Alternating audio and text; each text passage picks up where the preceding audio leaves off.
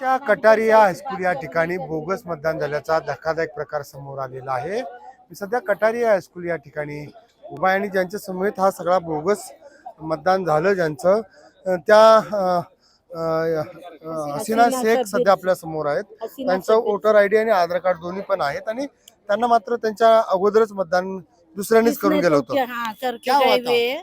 मैं अंदर चली गई तो फिर वो उन लोग ने ये देखे, इसके बाद वो बोले कि नंबर वो निकाले, फिर हो गया बोले तुम्हारा, वो सही दे के दूसरे इसमें उसमें भी सिग्नेचर वो करके गए हुए हैं मेरे नाम की। हो गया बोले तुम्हारा, जाओ बोले। मैं बोले ऐसा कैसा हो गया, मैं आई नहीं अभी तक सुबह से।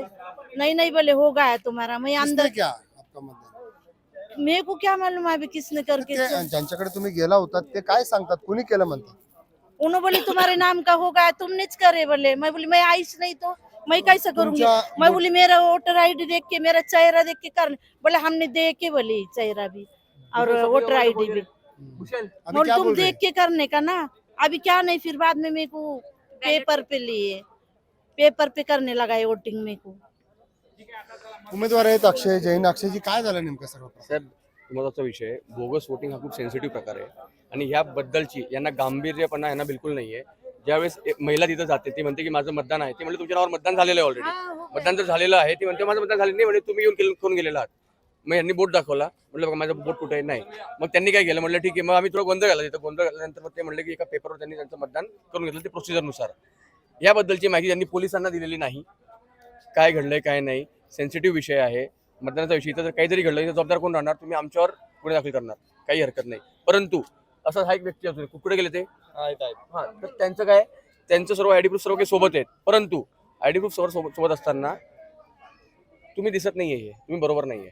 तर तो संबंधित जो केंद्र प्रमुख आहे या महिलेचं जे बोगस मतदान झालं या संदर्भात आरोग्य किंवा मतदान जे आयोगाचे अधिकारी निवडणूक आयोगाचे काय सांगतात? तुमचा कॅमेरा पाठी मागे घ्या, तो बघा तो इथं फिरतोय, तो बघा तो ब्ल्यू शर्ट।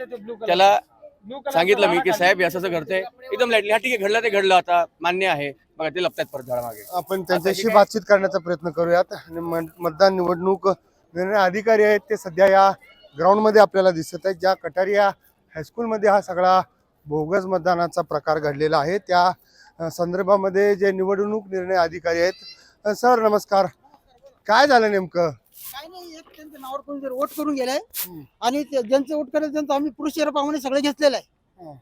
आयोगाच्या प्रोसिजर प्रमाणे सगळं त्यांचं व्यवस्थित मतदान करून घेतलेले, बस एवढंच। तरी नाही मतदान करून घेतलं, परंतु ज्या व्यक्ती अगोदर करून गेले त्यांच्याविषयी काय?